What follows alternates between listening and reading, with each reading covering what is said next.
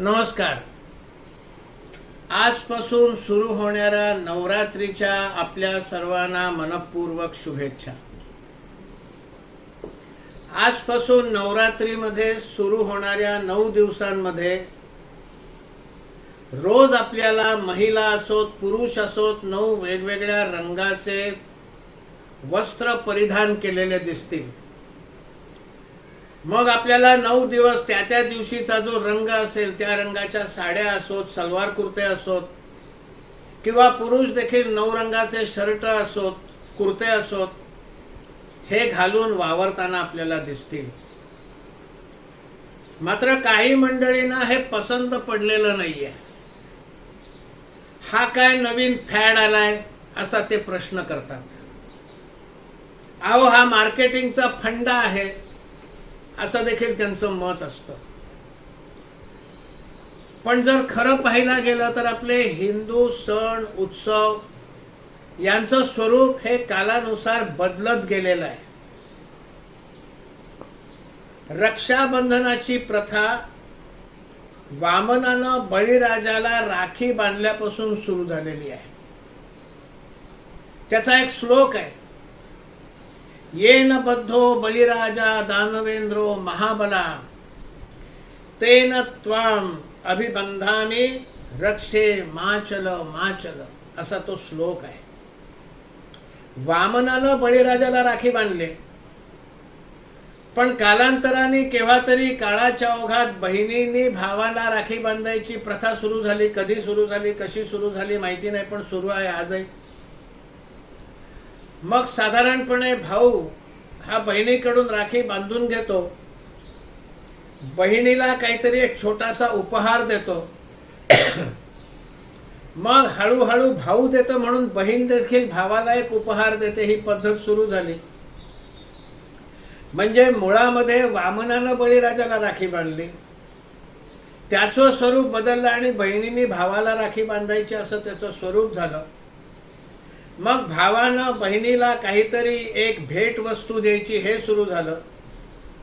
मग बहिणीने सुद्धा भावाला भेट वस्तू द्यायची हे सुरू झालं. हे कुठल्या शास्त्रात आहे सगळं, पण होत आहे, घरोघर होत आहे.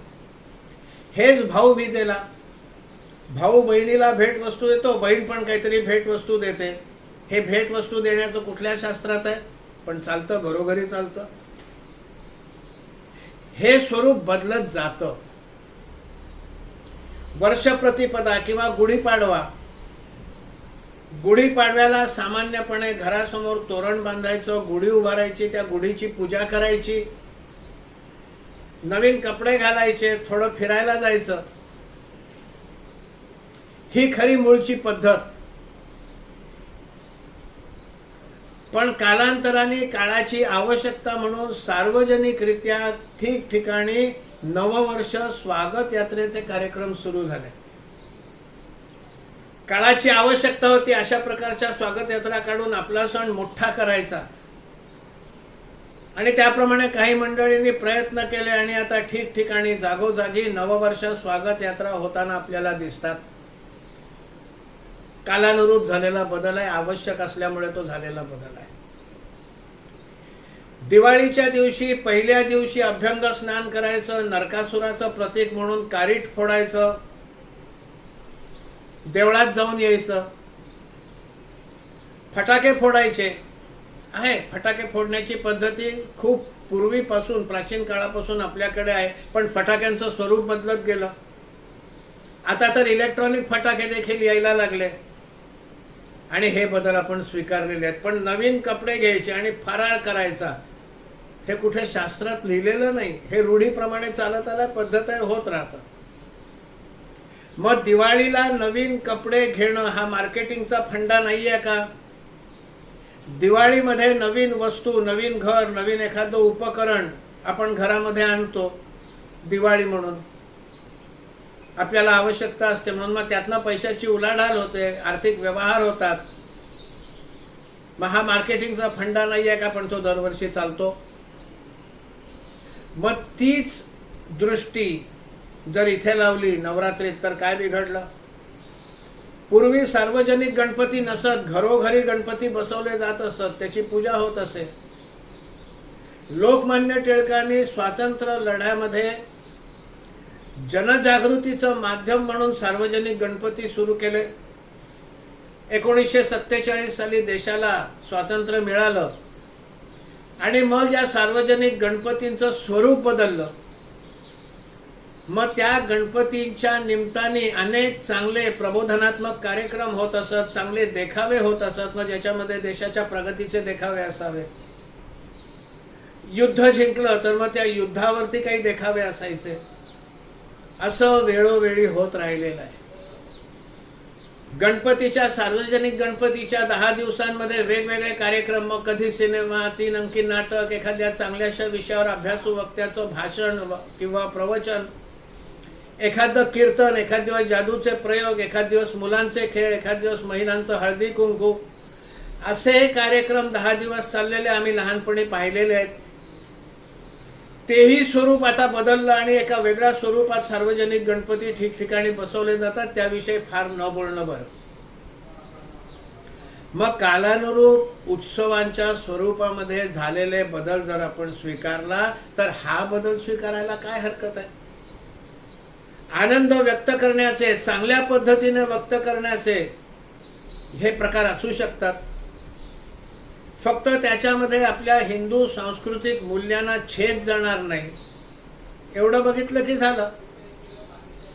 जर 9 रंगाचे 9 परिधान ही खरेदी केल्यामुळे जर मार्केटिंगचा फंडा असेल तर असू द्या की बाजारामध्ये पैशाची उलाढाल होणं आवश्यक आहे. बाजारामध्ये पैशाची उलाढाल होणं हे देशाच्या अर्थकारणाच्या दृष्टीने चांगलं असतं, होऊन द्या. त्यामुळे असं जर झालं असेल तर त्याच्यामध्ये हरकत असण्याची काही कारण नाही. फक्त ते चांगल्या पद्धतीनं व्हायला पाहिजे, त्याच्यामध्ये अश्लीलपणा नको, आपल्या सांस्कृतिक मूल्यांना छेद जायला नको एवढं बघितलं की झालं असं मला वाटतं. हा विचार जर आपल्याला पसंत पडला असेल तर कृपया शेअर करा, लाईक करा आणि हो, हा विषय जर आपल्याला पटला असेल तर कृपा करून कॉमेंट सेक्शनमध्ये एखादा छोटासा कॉमेंट किंवा आपलं मत नोंदवा. आपण जर कॉमेंटमध्ये मतं नोंदवलीत तर यूट्यूबच्या अल्गोरिथम प्रमाणे यूट्यूबच या व्हिडिओचा अधिक प्रसार करतो, लोकांना आपणून तो त्याच्या समोर स्क्रीनवर आणतो आणि त्यामुळे मग हा विचार पसरण्यात मदत होते.